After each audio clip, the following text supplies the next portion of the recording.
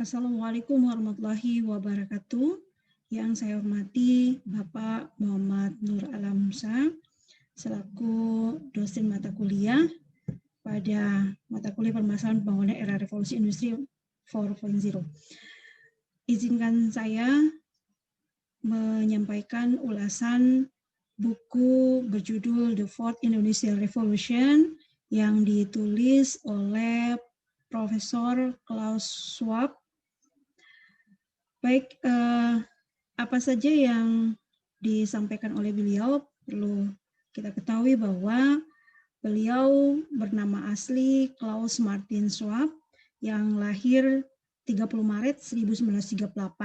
Ini merupakan seorang teknisi dan ekonom Jerman yang dia lebih dikenal sebagai pendiri dan ketua eksekutif dari World Economic Forum, yaitu sebuah yayasan organisasi non-profit yang didirikan di Jenewa setiap tahun melakukan evaluasi dan kajian terhadap perkembangan ekonomi di dunia.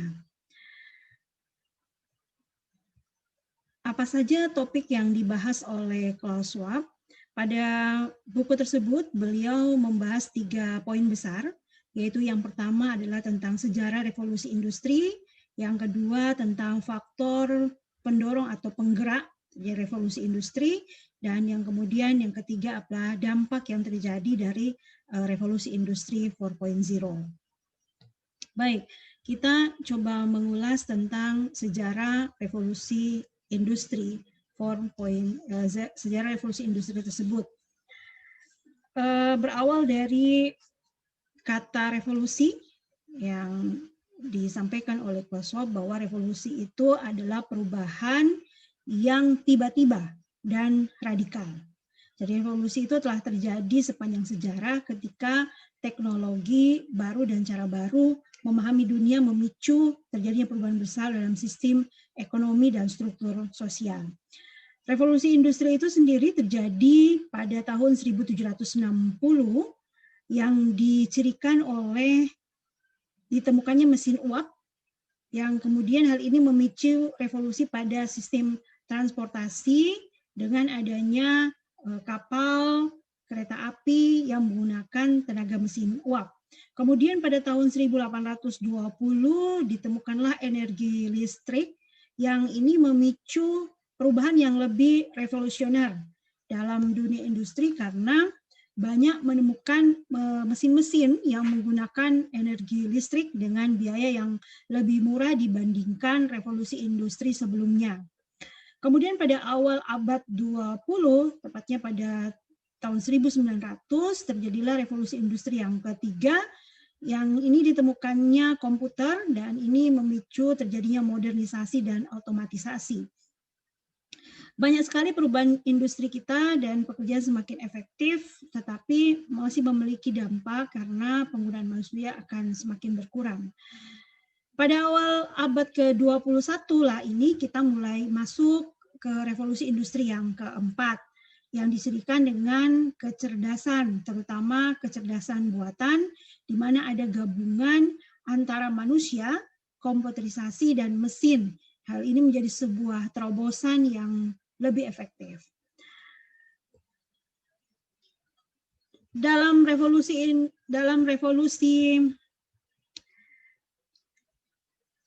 Industri 4.0 ini, teknologi yang muncul dan inovasi berbasis global ini menyebar lebih cepat dan lebih luas daripada sebelumnya, yang terus berkembang di berbagai bagian dunia. Kemudian yang kedua, apa faktor pendorong atau penggerak ya terjadinya revolusi industri keempat? Prof. Klaus Schwab ini menuliskan itu ada dua ya faktor penggerak industri itu, ya, yaitu ada dua aspek. Pertama, megatrend atau temuan-temuan besar yang mengubah tren kehidupan manusia, dan yang kedua adalah tipping point atau poin-poin kritis ya. Salah satunya di sini bisa dilihat pada PowerPoint itu 90% ini pada sampai tahun 2025 ya, 90% itu populasi akan menggunakan smartphone. Ada 1 triliun itu akan manusia itu akan connect dengan internet ya. Nah, pada megatrend ini itu ada 3 faktor penggerak ya dari revolusi industri, yaitu dari gugus fisik, gugus digital, gugus biologi. Nah, kita akan coba melihat dari ketiga gugus tersebut. Ada 4 manifestasi ya pada megatrend untuk teknologi di gugus fisik ini. Yaitu yang pertama, ditemukannya kendaraan yang otomatis ya, kendaraan yang otomatis, automatic vehicle ini, di mana tidak ada pengemudi ya. Jadi contohnya seperti drone ya, drone yang kemudian ini bisa mengubah jalur penerbangan untuk menghindari tabrakan ya. Kemudian dia akan melakukan tugas-tugas seperti memeriksa saluran listrik ya, dan mengirimkan pasukan medis di zona perang. Nah, di bidang pertanian sendiri, penggunaan drone ini dikombinasikan dengan analisis data yang memungkinkan penggunaan pupuk dan air yang lebih tepat dan efisien.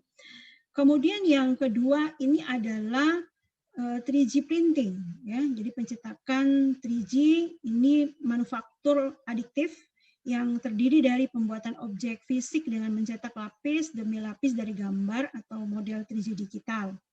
Nah, ini contoh digunakan biasa pada dunia kesehatan maupun dunia kesenian.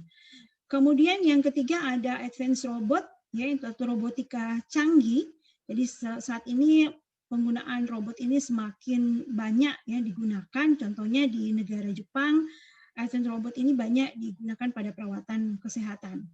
Kemudian yang keempat adalah new material ya. Kepret ini inovasi baru dalam membuat bahan yang digunakan kembali yang dianggap hampir mungkin tidak bisa didaur ulang. Kemudian pada yang kedua, faktor penggerak kedua adalah di gugus digital. Nah, pada gugus digital juga ini ada 4 ciri pada gugus digital. Yang pertama adalah Internet of Things. Jadi ini biasa disebut Internet of all things, yaitu bentuknya ini paling sederhana, digambarkan itu ada hubungan antara produk, layanan, tempat, dan lain-lain. Sehingga memungkinkan semua teknologi ini akan terhubung dengan berbagai platform. Kemudian dari temuan ini, temuan Internet of Things ini, maka timbullah salah satu temuan di bidang lain yang disebut blockchain. Ini adalah sistem keamanan yang digunakan oleh dunia perbankan, dan ini kemudian melahirkan yang namanya Bitcoin, yaitu Bitcoin ini digaransi oleh kemampuan blockchain untuk menjadikan nilainya setara dengan atau lebih baik dari uang konvensional yang dimiliki. Kemudian yang ciri keempat terakhir adalah adanya sharing ekonomi, yaitu di mana berubahnya landscape ekonomi yang awalnya kapitalis, kemudian berubah menjadi sharing ekonomi, berharap bahwa perekonomian itu akan menjadi lebih kuat apabila mampu berkolaborasi dengan kekuatan ekonomi lainnya. Kemudian gugus ketiga dari megatrend ini yaitu adalah gugus biologi. Nah, ada 4 ciri juga yang memicu terjadinya perubahan pada gugus biologi, yaitu yang pertama adanya rekayasa genetika. Nah, pada rekayasa genetika ini berkembang melalui proses untuk mengedit genom dan menghindari penyakit-penyakit yang potensial itu untuk hadir. Jadi genomnya diedit sebelum manusia itu lahir. Nah, kemudian berkembang lagi yang namanya sintesis biologi. Ini yang ciri kedua dari gugus biologi. Sintesis biologi ini dikembangkan pada makhluk hidup yang lainnya, yaitu tumbuhan, hewan. Nah, ini dan bakteri ya, ini untuk mengendalikan hadirnya penyakit pada tubuh manusia. Kemudian yang ketiga yaitu ada bioprinting. Nah, ini memungkinkan membuat organ yang persis sama dengan aslinya. Ya, jadi hanya dengan menggunakan printing sehingga nanti para donor organ itu ke masa yang akan datang itu sudah tidak laku lagi karena sudah ada yang namanya bioprinting. Kemudian yang keempat ini adalah neuroteknologi, yaitu penemuan-penemuan di bidang otak, ya, jadi akan semakin berkembang. Baik, jadi apa tantangan yang akan diciptakan oleh revolusi industri keempat itu sebagian besar berada di sisi penyediaan, ya, dunia kerja, produksi. Kemudian siapa yang memperoleh manfaat terbesar dari revolusi industri keempat ini adalah pertama penyedia modal intelektual atau fisik dan para inovator, investor, dan pemegang saham tentunya. Nah, kemudian yang ketiga, bagaimana dampak revolusi industri itu sendiri? Yang pertama dari sisi dampak sisi ekonomi. Jadi dari sisi ekonomi, pertumbuhan ekonomi ini akan semakin meningkat, ya. Jadi meskipun ada beberapa lapangan kerja yang kemudian akan semakin berkurang, tetapi ada beberapa lapangan kerja baru yang nanti menggunakan skill teknologi yang sangat dibutuhkan. Nah, dan hakikat kerja ini akan menjadi sedikit berbeda, ya. Jadi kalau dulunya kita akan bekerja di satu tempat yang sama dan di saat ini kita akan bekerja di tempat yang berbeda, bisa saja tidak mesti harus di kantor, bisa di kafe dan sebagainya. Dan kemudian dampak kedua ini adalah pada bisnis, ya. Jadi di mana ekspektasi pelanggan ini akan semakin tinggi. Jadi pelanggan akan melakukan riset sendiri terhadap produk atau layanan yang dia butuhkan, sehingga memaksa produsen untuk, ya, lebih meningkatkan inovasi. Nah, ketika meningkat inovasi dibutuhkan yang namanya inovatif kolaboratif. Jadi kemudian yang kedua inovatif kolaboratif. Kemudian yang berikutnya adalah produk-produk yang didukung data. Jadi orang akan semakin menginginkan produk-produk yang didukung oleh data. Kemudian terjadi perubahan model-model operasional baru, ya. Dan kemudian bagaimana dampaknya pada negara dan global. Nah, pada konteks negara dan global ini akan mengalami perubahan mulai pada regulasi pemerintah. Jadi semakin nampak tidak ada batas-batas wilayah. Jadi bisnis itu atau interaksi manusia itu tidak akan lagi dibatasi oleh batas negara. Dan kemudian ada temuan-temuan teknologi ini diharapkan terutama pada bidang sains, ya, adanya aturan, ya, aturan dari pemerintah tentang etika dan moral-moral tentang temuan-temuan ilmiah tersebut. Kemudian bagaimana dampak yang keempat itu pada sisi dampak masyarakat. Nah, pada dampak masyarakat ini yaitu nanti akan munculnya sebuah ketimpangan yang cukup besar pada orang-orang yang tidak mampu menyesuaikan diri dengan perubahan ini, di mana akan ada negara, ya, akan negara-negara yang kaya yang muncul dan akan ada negara-negara miskin yang hadir. Dan sehingga di sisi masyarakat itu tersebut akan timbul yang namanya kelas menengah baru karena terjadinya pergeseran ekonomi dari Eropa, Amerika ke Asia dan Afrika, dan kekuatan komunitas, ya, dari kekuatan komunitas ini akan mulai terasa dengan adanya grup-grup komunitas untuk berkolaborasi mendorong adanya produktivitas.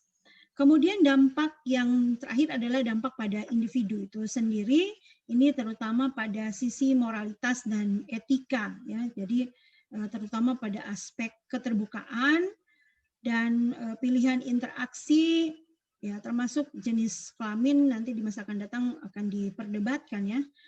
Pada era ini interaksi nyata antar manusia akan semakin kelihatan berkurang karena kita sibuk dengan gawai digital serta kurangnya pengaturan akses publik dan privat seperti yang kita rasakan.